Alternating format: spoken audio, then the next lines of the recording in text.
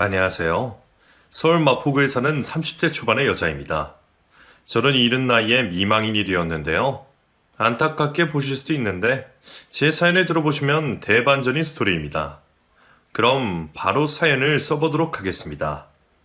저는 아주 어릴 적 아빠가 돌아가셔서 엄마와 단 둘이 살았어요. 아빠가 남기고 간 것이 하나도 없어서 엄마가 저를 포대기에 안고 다니며 식당과 호프집 같은 곳에 주방에서 설거지와 청소를 하셨답니다. 그렇게 강산이 한번 바뀌자 열심히 모으셨던 돈으로 엄마가 일하시던 작은 호프집을 인수하게 되셨어요. 낮에는 저를 보살펴 주시고 밤에는 장사를 하시느라 매일 고생만 하시며 사셨던 거죠. 저는 틈틈이 엄마 일을 도와드리긴 했는데 늦은 시간까지 가게에 있을 수 없었어요. 그렇게 세월이 흘러 제 나이 20살이 되었는데 저는 대학을 포기하고 엄마와 같이 호프집을 운영하기로 했답니다. 물론 엄마는 강하게 반대를 하셨는데 제가 장사를 2배, 3배 잘 되도록 홍보도 하고 메뉴 개발도 열심히 하겠다고 의지를 보이며 설득하게 되었죠. 그래서 엄마와 같이 일을 시작하게 되었는데 너무 재밌더라고요. 손님들이 제가 만든 안주를 맛있게 드시는 걸 보면 뿌듯하기도 했고 제가 블로그에 올린 사진을 보고 찾아오신 손님들을 보면 감사하기도 했죠. 저희 가게는 나날이 번창했고 손님이 너무 많아지는 바람에 알바생까지 뽑아야 했답니다. 엄마와 저는 이전보다 훨씬 많은 돈을 버는 재미에 빠져서 몸이 힘들어도 꿋꿋이 버틸 수 있었어요.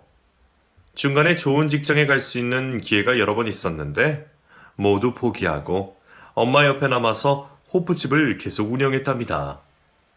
제가 27이 되던 해에는 가게 옆집이 비어서 호프집 공간을 2배로 확장하게 되었어요. 간판도 새로 바꾸고 인테리어도 세련되게 새 단장해서 장사를 시작했는데 역시나 손님들은 매일같이 테이블을 모두 채워주셨습니다. 엄마와 저는 더 욕심내지 않기로 하고 지금 이만큼만 손님들이 찾아주시면 감사하게 생각하고 일할 마음이었답니다.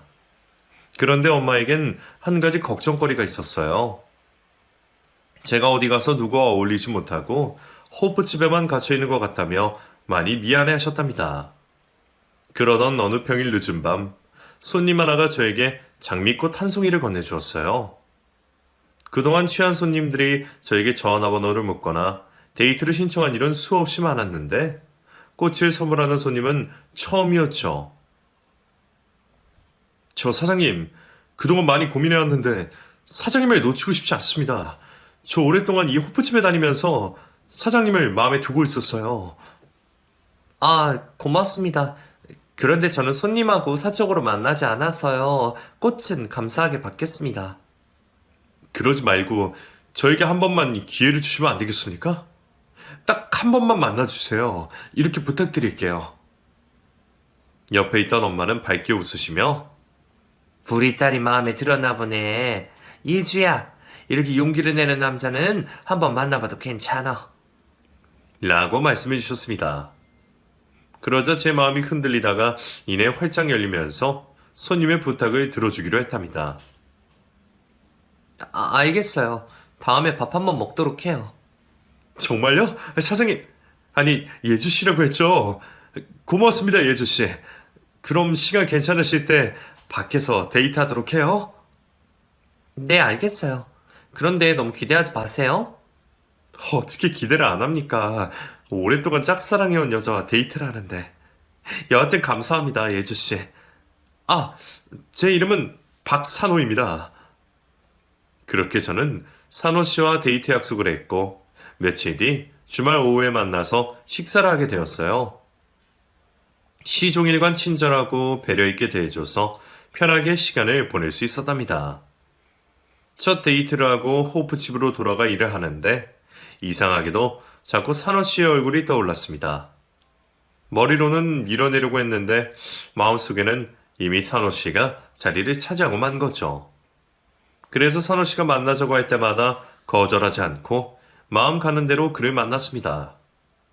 그렇게 10번의 데이트를 마치자 산호 씨가 정식으로 사귀자고 고백했고 저는 이를 받아들이기로 했어요.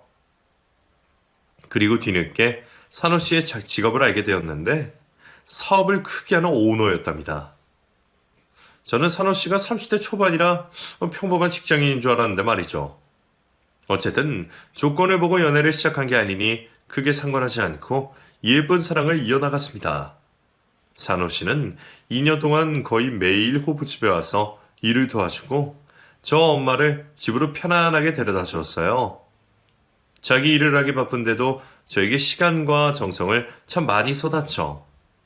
그런 산호 씨는 저와 미래를 함께하고 싶다며 프로포즈까지 했답니다. 이 사실을 엄마에게 알렸더니 고민할 게 뭐가 있느냐며 결혼을 부추겼어요. 예주야, 그동안 네가 엄마 옆에서 고생만 한 게 마음에 걸렸는데 이제 마음이 좀 놓인다. 산호하고 결혼해서 알콩달콩 살도록 해라. 이제 오프집은 엄마한테 맡기고 네 인생을 살라고. 산호 오빠랑 결혼하는 게 좋긴 하겠지?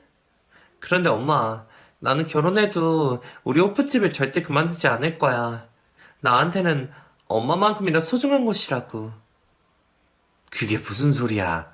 결혼해서도 밤에 일을 하겠다고? 그건 안 될 말이다. 시댁에서도 좋아하지 않을 거고.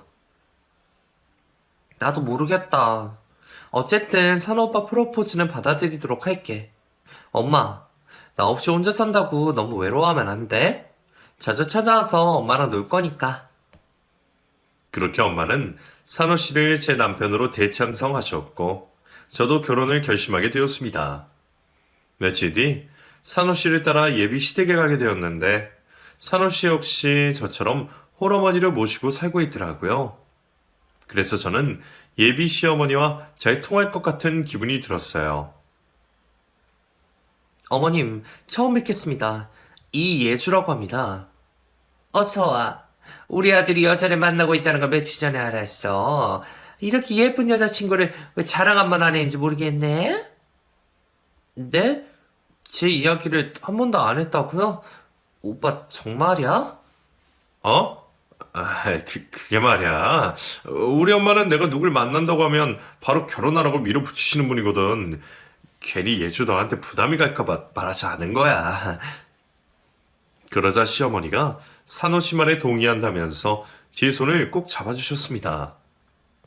예주씨, 고마워. 우리 아들하고 만나줘서 진짜로 고맙다고. 내가 미리 식사를 준비해놨으니까 밥 먹으면서 이야기하자. 어머님, 정말 따뜻하신 분이세요. 이렇게 환영해주시고 기뻐해주셔서 더할 나위 없습니다. 저희 세 사람은 식탁으로 자리를 옮겨 식사를 시작했는데 시어머니가 끝없이 저를 뚫어져라 보셨답니다. 예주씨, 나이가 몇이지? 네, 29이에요. 그럼 산우랑 2살 차이네. 딱 좋다. 하는 일은 뭐야? 네, 저는 엄마랑 같이 호프집을 운영하고 있어요. 호프집? 술집을 한다고? 시어머니는 제 직업을 듣자 표정이 180도로 달라지셨습니다. 어머님, 호프집 하는 게 무슨 문제라도. 산우 너, 만날 여자가 그렇게 없니? 어디 술집 여자를 데리고 와? 엄마, 일반 호프집이에요. 엄마가 생각하는 그런 술집 아니라고요. 술집은 다 똑같아. 애도 거기서 남자들한테 실실 웃으면서 서빙할 거 아니야. 꼭 술을 따라야만 술집 계집이 아니라고. 어머님, 저희 호프집은 아주 건전한 곳이에요. 어머님이 상상하시는 그런 술집이 아닙니다. 이게 어디서 말대답이야? 기생년이 팔자고 치려고 내 아들을 꼬신 게 딱 그림이 나오는구만. 어디서 깨끗한 척이야? 너 솔직히 말해봐라. 이런 식으로 몇 명이나 등쳐먹었니? 시어머니의 갑작스러운 태도와 막말에 겁에 질려서 입이 굳게 닫히고 말았답니다. 그리고 제 밥그릇을 들더니 바닥에 집어 던지셨어요. 이런 기생년한테 밥을 차려주다니 분하다 분해. 내 인연 당장 내 눈에서 사라져. 내 아들 다시 만날 생각하지 말고 떨어지라고. 엄마 제발 그만하세요. 호프집 운영하는 게 어떻다고 이렇게까지 막말하시는 거냐고요? 이 녀석이 엄마한테 소리를 질러? 생전 말 대답 한번 안 하던 놈이 기생년한테 우리서 막 나가는 거지? 갈등이 계속 깊어지는 것 같아 제가 나서기로 했습니다. 어머님, 그만하세요. 저만 사라지면 되는 거죠? 오빠, 어머님 말씀대로 우리 그만 만나도록 해. 나 그만 갈 테니까 연락하지 마. 예주야, 그게 무슨 소리야. 엄마는 설득하면 되니까 조금만 참아줘. 어? 아니, 내 일을 존중해주지 못하는 분을 시어머니로 모실 수 없어. 산호 씨의 팔을 뿌리치고 혼자 예비 시댁에서 나가려자 시어머니가 제 등 뒤에 대고 마지막 비수를 꽂으셨습니다. 애미가 기생년이면 딸년은 제대로 키웠어야 하는 거 아닌가? 슬쩍 것들이라 콩가루 집안인 게지. 재수 없으려니까. 소금이나 뿌려야겠다. 뒤를 돌아 반박하고 똑같이 화를 내고 싶었지만 입과 몸이 경직되어서 그냥 나와버렸네요. 그렇게 산호 씨에게 이별을 통보하고 아무 일도 없는 것처럼 호프집에서 일하고 있는데 산호 씨가 계속 찾아왔습니다. 예주야, 내가 미안해. 내가 엄마 대신 100번이고 1000번이고 사과할게. 그러니까 헤어지자고만 하지 마. 나 너 없으면 못 살아. 오빠, 이러지 마. 날 기생이라고 욕하는 것도 모자라 우리 엄마까지 기생이라고 욕하는 사람을 시어머니로 받아들일 수 없어. 그리고 오빠 어머니가 우리 허락할 일도 없을 테니까 괜한 기대하지 말고 돌아가. 산호 씨는 끝까지 포기 못한다고 때를 쓰다가 손님이 몰려오자 자리를 피했습니다. 그날 이후로 저는 오빠의 연락을 모두 거부했고 찾아와도 보는 척도 하지 않았어요. 거의 석 달 동안 만남을 거부하는데도 산호 씨는 끊임없이 제 마음을 돌리려고 했답니다. 매번 기운 없는 표정으로 찾아왔는데 얼마 뒤에는 활짝 웃으며 저에게 전할 말이 있다고 하더군요. 들을 말 없으니까 그냥 가. 예주야, 엄마가 허락하셨어. 우리 결혼을 허락하셨다고. 지금 뭐 하는 짓이야? 오빠 어머님이 날 허락해줬다 하면 내가 기뻐할 줄 알았어? 그건 아니지만 전해주고 싶었어. 그럼 이제부터는 네가 날 받아줄 때까지 매일 용서를 빌려올게. 제가 싫다고 하는데도 산호 씨는 매일같이 저를 찾아왔습니다. 저와 결혼하지 못하면 평생 이렇게 찾아와서 귀찮게 굴겠다고 하면서 말이죠. 저는 끝까지 마음을 열어주지 않았는데 산호 씨의 정성이 너무 커서 그런지 저도 모르게 어느 날 마음의 문이 열리고 말았답니다. 다른 것은 생각하지 않고 저를 사랑해주는 산호 씨만 생각하고 결혼을 하기로 마음먹었죠. 그렇게 다시 예비시댁에 찾아가 시어머니와 마주했는데 예상대로 표정이 그리 좋지 않았습니다. 내 아들이 너 아니면 결혼이고 사업이고 다 접고 절에 들어간다길래 어쩔 수 없이 결혼 허락을 해주는 거야. 저도 오빠가 매일같이 와서 사과해줘서 마음을 돌린 거예요. 요것 봐라. 지금 나랑 기싸움이라도 하자는 거니? 너희 둘 결혼을 하되 조건이 있다. 이 집에서 나와 2년 동안 같이 사는 거다. 네? 2년이나 같이 살아야 된다고요? 얘가 왜 이렇게 놀래? 이건 네가 마음에 들지 않아서 하는 소리가 아니라 살림 배우라고 내가 희생하는 거라고. 나라고 너랑 같이 지내고 싶겠니? 이에 저는 2년간의 쉽살이를 하기로 마음먹었습니다. 훗날 산호 씨와 단둘이 행복하게 살 날이 올 게 분명했으니까요. 알겠어요. 어머니께 잘 배워서 분가하도록 하겠습니다. 그럼 다 된 거죠? 아니? 너 지금 하는 일 당장 그만둬라. 살림하고 남편 내조하는 것 외에는 아무것도 하지 마. 집안일 하면서 충분히 일할 수 있는데요. 저희 엄마 혼자서 운영하려면 버거울 수도 있다고요. 그건 네 엄마 사정이고 내 며느리가 되려면 술집에서 일하는 거 절대 안 돼. 저는 여러 고민 끝에 호프집을 그만두기로 했고 시어머니 말대로 시집에서 살림만 배우기로 했답니다. 우여곡절 끝에 산호 씨와 저는 결혼식을 올리게 되었고 시집살이를 시작하게 되었어요. 2년 동안 눈과 귀가 먹은 봉사와 귀머거리로 지내기로 했죠. 시어머니는 제 예상대로 아침 일찍부터 늦은 저녁까지 저를 괴롭히듯 살림을 가르치셨어요. 늘 그렇듯 막말과 무시, 고함을 자주 지르셨죠. 하지만 저는 불끈하지 않고 일부러 웃으면서 지냈답니다. 너 지금 시애미가 혼을 내는데 웃는 거냐? 물거나 인상 쓰는 것보다는 낫지 않은가요? 전 어머님께 최대한 예의를 차리려고 이러는 거예요. 요거 봐라. 슬슬 술집에서 일할 티를 내기 시작하네. 야, 당장 장롱 안에 있는 이불들 모조리 꺼내서 손빨래 하도록 해. 네, 어머님. 깨끗하게 빨아볼게요. 저는 끝까지 봉사와 귀머거리로 시어머니를 대했습니다. 그래도 사업하는 남편이 집에 오면 그 시간들이 보상되었어요. 그이는 매일 제 발을 주물러주며 위로를 해주었답니다. 만약 남편마저 저를 힘들게 했더라면 뒤도 돌아보지 않고 시댁에서 뛰쳐나왔을 거예요.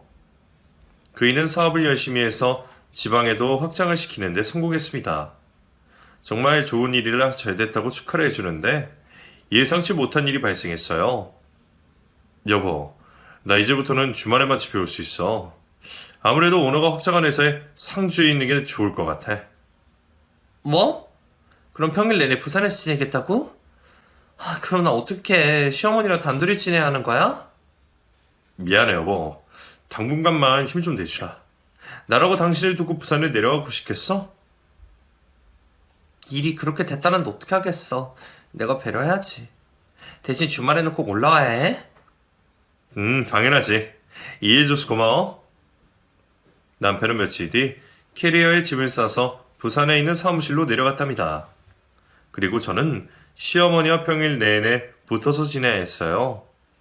그러자 시어머니는 물 만난 물고기 마냥 저를 마음 놓고 힘들게 일을 시키더군요. 매일 허리와 무릎이 아파서 파스가 마를 날이 없을 정도였답니다. 하지만 주말에 남편을 만나는 기대로 모든 걸 감내하며 임했더니 분가의 시기가 가까워지자 시어머니가 저에 대한 미움이 조금 사라진 것 같았습니다. 어머님, 오늘은 뭘 할까요? 오늘? 그냥 쉬거라. 난 노인정 가서 놀다 올 테니까 내 방은 알아서 먹으마. 네? 정말요? 어머니 갑자기 왜 이러세요? 무슨 일이라도 있는 건가요? 일은 무슨. 생각해보니 내가 너한테 너무 모지게 온 것 같다. 이제 곧 있으면 분가를 할 텐데 사이가 나쁜 채로 내보내고 싶진 않구나. 2년 동안 저를 괴롭힌 게 마음에 걸렸는지 시어머니는 갑작스레 태도를 바꿔 저에게 잘해주시기 시작했어요. 그래서 저도 다정하게 시어머니를 대해드렸답니다. 한편 남편은 주말마다 올라와서 저희 즐거운 시간을 보내려고 내려갔어요. 고부 사이가 좋아지자 호들갑을 떨며 좋아하기도 했고 저를 보며 고생 많았다고 눈물도 자주 흘렸습니다. 그렇게 시어머니의 변화 하나로 모두가 살만한 데다 분가까지 한 달도 남지 않아서 기대가 아주 컸답니다. 남편이 새로 지어진 아파트를 계약해서 들뜰 대로 들떠 있었죠. 세기, 너 너무 좋아하는 거 아니냐? 나랑 사는 게 그렇게 고달팠니? 제가 좋아하는 티를 너무 냈나요? 그래, 엄청 티난다. 비록 내가 좋은 CM은 아니었다만 이렇게 기뻐하는 걸 보니 섭섭하구나. 에이, 섭섭하실 게 뭐가 있어요. 분가의 집이 여기서 가까우니까 매주 놀러 올게요. 꼭 그래라. 내가 너한테 모지게 굴었던 거 다 갚아줄 테니까. 어머님 감사해요. 그런데 저한테 너무 미안해하지 않으셔도 돼요. 이미 다 잊어버렸으니까요. 아이고, 이렇게 착한 며느리한테 술집년이다 기생년이다 막말을 했으니 어쩜 좋으냐. 나 같은 시애미는 나중에 벌 받을 거다. 시어머니는 저희가 분가할 때가 되자 똑같은 사과를 매일같이 하셨답니다. 입주일이 다가오자 저와 남편은 가구와 가전제품을 골라두었고 시댁에 있는 짐을 모두 포장해 놓았습니다. 이제 다 됐다. 여보, 이번 주만 부산에 다녀오면 다음 달은 안 가도 될 것 같아. 정말이야? 그럼 우리 신혼이 제대로 시작되는 거네? 제대로 시작하자.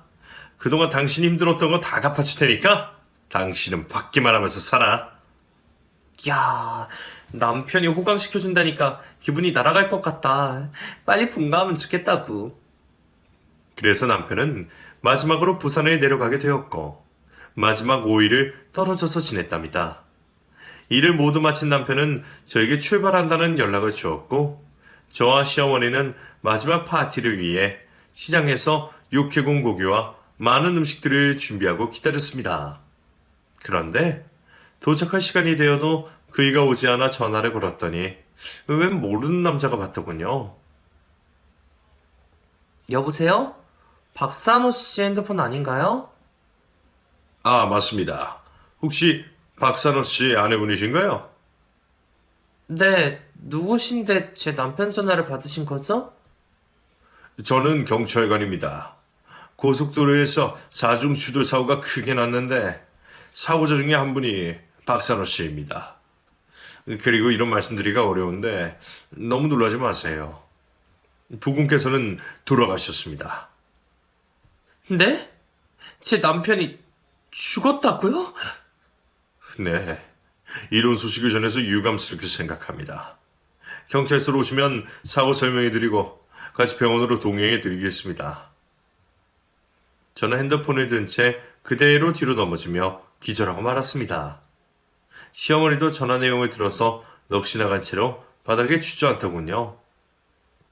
이윽고 정신을 차려 경찰서에 들러 사고 경위를 듣게 되었는데 사고 낸 운전자가 술에 만취한 상태로 운전을 하다가 이 같은 화를 불러일으켰다고 하네요. 가해자는 바로 구속이 되어서 얼굴을 보지도 못하고 병원 영안실에 가서 남편의 마지막 모습을 보고 장례를 준비하게 되었습니다. 모든 게 갖춰지고 시어머니와 제가 절을 올렸는데 저희 두 사람은 목청이 터져라 오열하고 말았어요. 한참을 울고 남편이 세상을 떠났다는 걸 마음으로 받아들이자 시어머니의 태도가 급하게 변했습니다. 다짜고짜 제 머리채를 휘어잡고 따귀를 사정없이 날리셨어요. 내 아들 잡아먹은 천의 기생년아. 내 아들은 너랑 결혼만 하지 않았으면 이렇게 되지 않았어. 이 모든 게 다 네 탓이야. 기생년아, 내 아들 살려내. 살려내라고. 어머님 이러지 마세요. 그이는 사고로 떠난 거라고요. 전 아무런 잘못이 없어요. 이년이 남의 아들 잡아먹고 오리발을 내미네. 안 되겠다 이년아.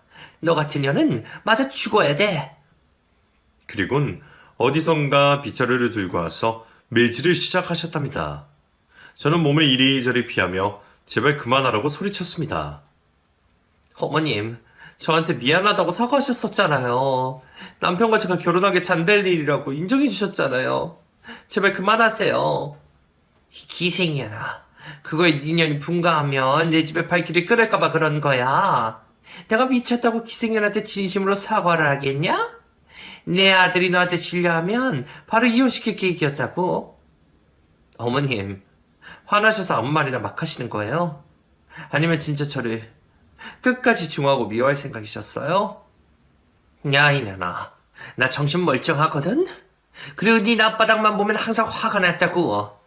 네 아들 잡아먹을 기생년아, 너도 저 세상 가게 해주마. 시어머니는 조문객들이 들어오는데도 행동을 멈추지 않았습니다. 다행히 건장한 남자들이 시어머니를 말려줘서 피할 수 있었어요. 너 이년 가만두지 않을 거야. 내 아들 죽게 만든 벌을 내가 직접 내리겠다고. 망하려나. 어머님 제발요. 저도 남편을 잃어 너무 힘들다고요. 그리고 어머님이 이러시면 그이가 편하게 저승을 가겠어요? 제발 이성적으로 행동하세요. 그러자 시어머니는 죽이 듯한 표정을 지으며 당장 장례식장에서 나가라고 하더군요. 하지만 저는 남편의 마지막을 꼭 지켜주고 싶어서 한 발자국도 떼이지 않고 버텼답니다. 다행히 조문객들이 여러 번 말려줘서 시어머니의 몽둥이질을 피할 수 있었네요. 남편의 영정사진을 보며 지칠 때까지 눈물을 흘린 저는 저도 모르게 벽에 기대어 잠이 들었답니다. 그런데 시어머니가 제 따귀를 날리고 머리채를 잡고 보호자 방으로 끌고 들어갔어요. 두 평 남짓되는 공간에서 저에게 쌍욕과 매질을 이어가셨습니다. 이년아, 내 아들 잡아먹고 잠이 오냐? 너 이제 보니까 모든 게 계획이었지? 내 아들 고쳐서 결혼하고 저승길 보낸 다음에 재산을 꿀꺽하라고 계략한 거지. 이 씹어먹어도 시원찮으련. 가만두지 않겠어. 오늘 네 재산 날인 줄 알아. 그렇게 흠씬 두들겨 맞으며 비명을 질렀는데 아무도 오지 않았어요. 그도 그럴 것이 새벽 시간이라 대부분의 조문객들이 들어갔고 남아있는 사람들은 술에 취해 자고 있었거든요. 저는 누군가의 도움이 손길에 닿기 바라며 목이 터져라 소리를 질렀답니다. 도와주세요. 누가 저희 시어머니 좀 알려주세요. 이 끼생년아. 널 도와줄 사람은 아무도 없어. 네 기생 애미녀는 오늘 딸려 초상을 치를 거라고. 저는 양팔로 빗자루를 막으며 계속 당할 수밖에 없었습니다. 그런데 잠시 후 보호자 방문이 스르륵 열렸습니다. 의문의 여자는 시어머니와 저를 번갈아 보면서 쏘아봤어요. 제 남편 장례식장에서 못 돌아가시는 거죠? 어머님, 아직도 이러고 사세요? 너는... 어머님, 귀신이라도 보셨어요? 이거 서운하네. 난 전 남편과 의리를 지키려고 어려운 발걸음을 했는데. 시어머니는 얼굴이 하얗게 질리며 손에 들고 있던 빗자루를 놓치셨습니다. 저는 의문의 여자가 누군지 물어보았습니다.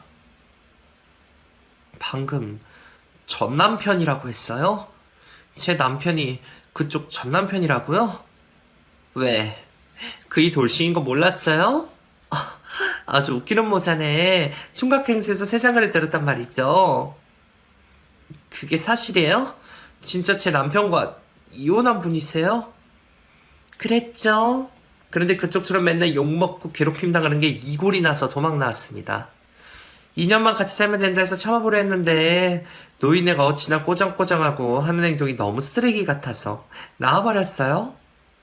저도 지금 그쪽처럼 매질당한 적이 있었어요. 제가 변호사를 준비하고 있을 때 공부 좀 했더니 그게 못마땅했던지 엄청 못살게 굴었죠. 그런데 지금 이 아줌마 하는 짓을 보니 하나도 변하지 않았네요. 도대체 어떤 며느리가 들어와야 하는지 모르겠다니까요. 여자의 이야기를 듣자 저는 남편에게 배신감을 먼저 느꼈습니다. 감쪽같이 이혼남인 걸 속이고 결혼한 게 너무 분했죠. 그리고 그런 아들의 비밀을 숨기고 저를 끝없이 괴롭힌 시어머니가 사무치도록 미웠습니다. 저는 자리에서 일어나 시어머니의 눈을 보며 말했어요. 어머님, 그동안 잘도 속이셨네요. 이혼남의 총각으로 둔갑해서 결혼시킨 주제에 저를 그렇게 못 잡아먹어 안달이 나셨던 거예요?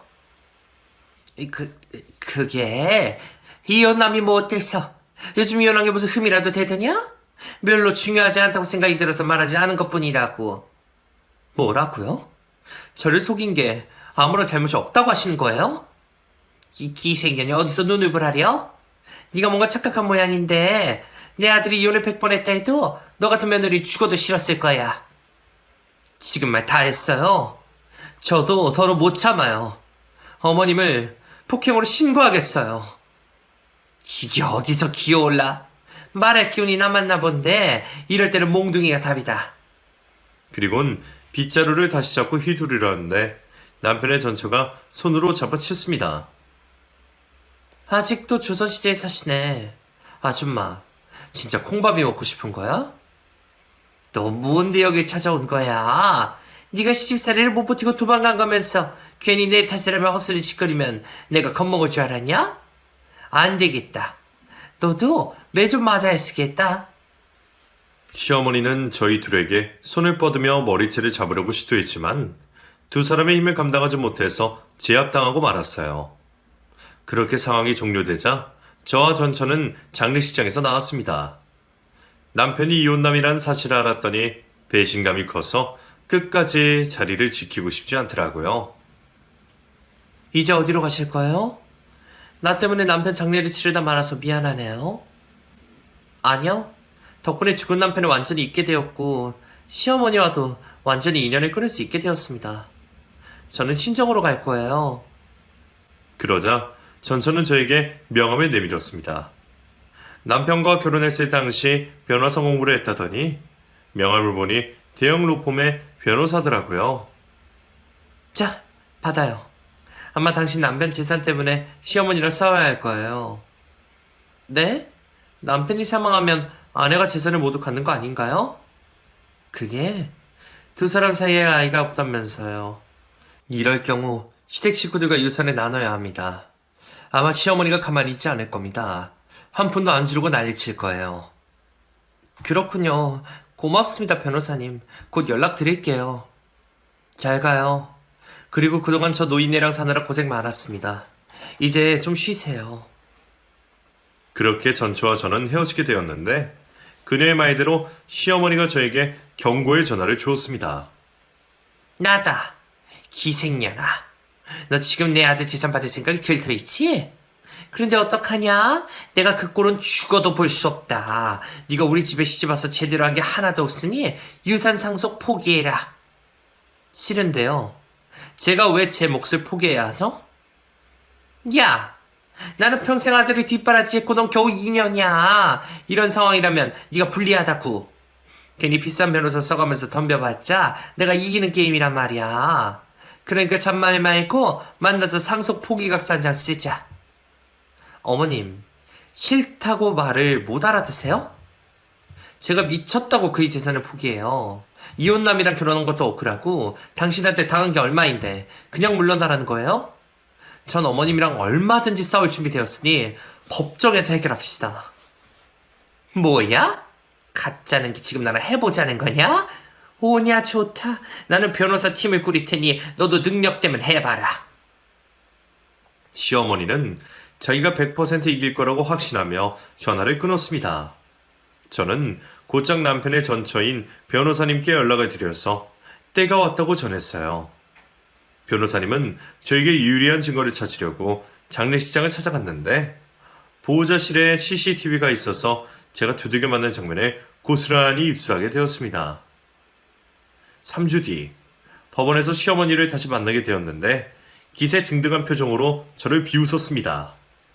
야, 이 천한년아. 너 같은 게 날 이길 수 있을 거라 생각하는 거냐? 하여튼 못 배우고 무식한 것들은 무서움이라는 걸 몰라? 어머님이 이길 거라고 생각하시는 거예요? 그런데 어쩌죠? 저도 미래만한 변호사를 선임했거든요. 아주 유능한 변호사라고요. 제 말이 끝나자 복도에서 남편의 전처가 걸어왔습니다. 뭐야? 니들 둘이 편먹은 거냐? 내 밑에서 등신같이 살다가 토낀 것들이 한편이 되었다고? 살다 보니 재밌는 구경을 다 하네. 야, 넌 그래봤자 로스쿨 출신 풋내기야. 내가 선임한 변호사는 판사 출신이라고. 너보다 100배는 더 똑똑하단 말이다. 길고 짧은 건 대봐야 하는 거죠. 또 알아요? 나중에 산호씨 재산 한 푼도 못 받아서 예주씨한테 무릎 꿇고 돈 달라고 구걸하는 날이 올지? 뭐? 말도 안 되는 소리 작작해라. 그런 일은 없겠지만 만약 재판에서 진다 해도 내가 쟤한테 무릎은 꿇을 일은 없을 거다. 차라리 접시물에 코 박고 죽는 게 훨씬 나을 거라고. 시어머니는 끝까지 자기가 이길 거라 자신하며 법정 안으로 들어갔습니다. 저와 변호사님도 뒤를 따라 들어가 자리에 앉았답니다. 시모 변호사는 예상대로 결혼생활 2년밖에 안 한 제가 유산을 다 갖는 건 말도 안 되는 일이라고 했고 제가 남편 내조를 제대로 하지 못하고 사치가 심한 여자로 몰았습니다. 제가 살림하며 쓴 남편의 카드 내역서를 들이밀며 말도 안 되는 주장을 펼쳤어요. 그러자 제 변호사님은 장례식장에서 건진 CCTV 영상을 틀어드렸습니다. 100마디 말보다 뚜렷한 증거 하나가 훨씬 가치가 컸어요. 판사님은 시어머니의 욕설과 폭행을 모두 보시고 저에게 시집살이를 하며 힘들었던 점을 모두 털어놓으라고 하셨어요. 저는 변호사님 조언대로 눈물을 흘리며 지옥 같은 시집살이를 고백했습니다. 그러자 판사님은 유산을 분배하려던 생각을 깨버리고 남편의 모든 재산을 제가 상속받으라며 판사봉을 두드렸어요. 아니야, 이럴 리가 없어. 판사님 판결이 잘못됐어요. 어떻게 저런 애한테 아들 재산을 다 준다는 겁니까? 어머님, 말씀대로 재밌는 게임이 됐네요. 이제 깨끗하게 물러가시고 개고생하면서 살아보세요. 안 돼. 이렇게 끝나면 안 돼. 판사님 가지 말아요. 다시 하란 말이야. 시어머니의 난동에 청원경찰들이 제 앞에 끌어냈습니다.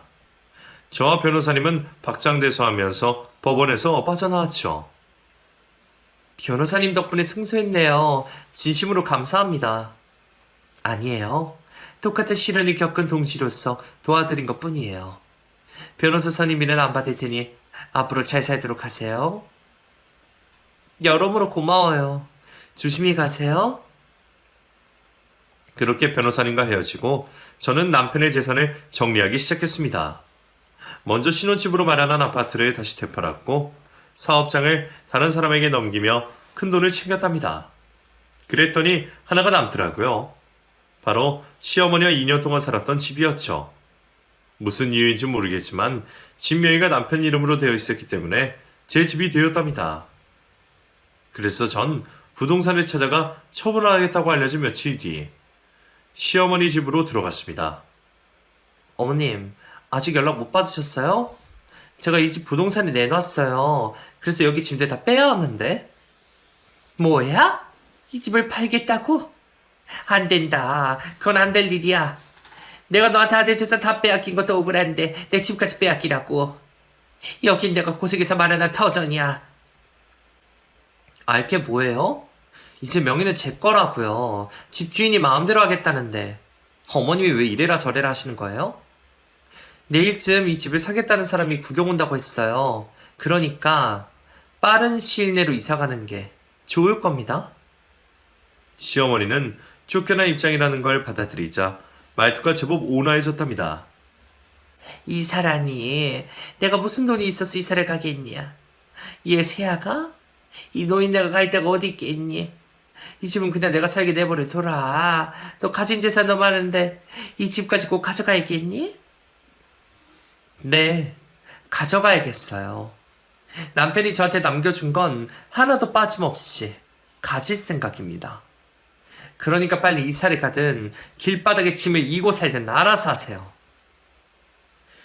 또박또박 전했더니 사색이 된 시어머니가 제 앞에 무릎을 꿇고 빌기 시작했습니다. 변호사님이 법원에 들어가기 전에 했던 말이 현실로 다가온 거죠. 헤이야, 새아가 이러지 말거라. 내가 이렇게 사과하마. 사과요? 무슨 사과요? 어머님은 저한테 잘못한 게 없다고 하셨잖아요. 아니다. 잘못한 게 너무 많아. 술집년이 기생년이냐 하면서 막말한 것도 미안하고 너희 친정엄마까지 기생이라고 욕한 거 미안하다. 그리고 시집에서 사는 내내 일부러 괴롭힌 것도 진심으로 잘못했다. 또 장례식장에서 내 아들 잡아먹은 년이라며 몽둥이질을 한 것도 100번 사과하마. 새아가 내가 이렇게 빌 테니 이 노인네를 쫓아내지 말거라. 나 이제 빈털털이야. 가지고 있던 돈은 죄다 변호사 선임비로 써서 한 푼도 남아있지 않다고. 그러게 그 돈이라도 아끼지 그러셨어요. 여하튼 저는 어머님을 받을 생각이 추호도 없습니다. 그냥 쉽게 생각하시면 될 것 같아요. 과거에 지은 죄가 많아서 천벌을 받는다고 말이에요. 제가 끝까지 집을 내주겠다고 하지 않자 시어머니는 무릎 꿇은 채로 오열하기 시작했습니다. 새아가 나도 원래 좋은 사람이었다. 이렇게 나쁜 년이 아니었다고. 혼자 아들을 키우면서 세상 풍파를 맞으면서 살았더니 고약한 인간이 된 거야. 그러니 제발 나를 용서하고 살려주거라. 어떡하죠? 하나도 공감이 되지 않아요. 고생하면서 살았다고 다 어머님처럼 변하지 않거든요. 어머님은 본성이 그런 거예요. 그러니까 계속 고약한 인간으로 사세요. 앞으로 누가 받아줄지는 모르지만요. 새아가 가지 마라, 새아가. 저는 비굴하게 울고 있는 시어머니를 두고 시댁에서 나와버렸어요. 그리고 며칠 뒤 집을 구경 온 사람이 바로 계약하겠다고 연락이 와서 부동산에 가서 집을 팔아버렸답니다. 그런데 끝까지 버티고 나가지 않은 시어머니 때문에 가택 침입으로 식인고를 해서 내쫓게 했어요. 집안에 있던 살림살이는 모두 폐기 처분해버렸고요. 그래서 시어머니는 오갈 데가 없어 노인 쉼터에서 지내게 되었습니다. 거기서 먹고 자는데 큰 무리가 없으니 앞으로도 그렇게 살게 내버려 두기로 했죠. 그리고 전 남편의 재산을 모두 가지게 된 저는 엄마와 새롭게 시작하기로 했답니다. 지금 운영하는 호프집을 팔고 대형 상가로 들어가 200평에 가까운 수직 매출집을 오픈했어요. 안주는 이전과 똑같이 만들어서 팔았는데 여기서도 반응이 뜨거워 장사가 무척이나 잘 되고 있답니다. 엄마는 저를 안타까워하시면서도 지난 상처에 대한 보상을 제대로 받아서 잘된 일이라고 기뻐해 주셨어요. 전 남편을 진심으로 사랑하긴 했지만 막대 먹은 시어머니와 이웃남인 걸 숨긴 것까지 알게 되니 지금은 하나도 생각이 나지 않아요. 그냥 스치듯 지나간 인연이라 생각하고 영원히 묻어버렸습니다. 지금 30대 초반인 저는 엄마와 장사하느라 남자를 만날 여유가 없어요. 언젠가 좋은 인연이 반드시 찾아올 거라 믿으며 제 일을 사랑하고 엄마와 더 깊은 사랑을 하며 지내려고요. 허심탄회하게 털어놓았더니 속이 다 시원하네요. 제 사연으로 제약은 재미를 느끼셨으면 좋겠습니다. 그럼 이만 줄일게요. 모두 안녕히 계시고 행복한 하루 보내시길 소망해요.